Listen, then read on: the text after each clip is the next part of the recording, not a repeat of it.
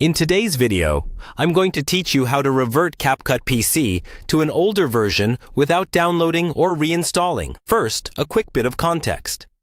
Capcut on PC usually updates automatically, and most of the time, that's great.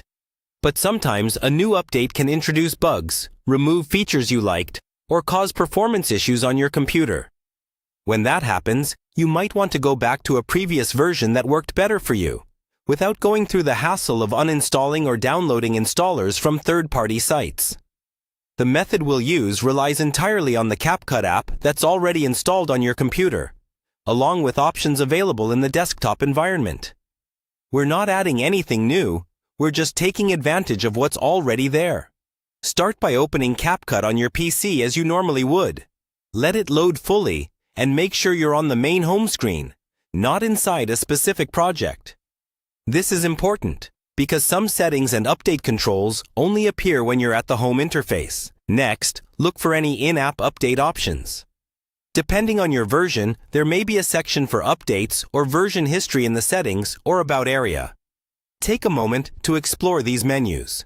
What you're looking for is any option that lets you manage updates, switch off automatic updates, or revert to a previously installed build. If you see a toggle or button that mentions rolling back, reverting, or restoring a previous version, select it and follow the on-screen prompts. Give the app a bit of time to process, and avoid closing it while it's working. If Capcut doesn't offer a clear rollback button, the next place to check is your system's app management or update history.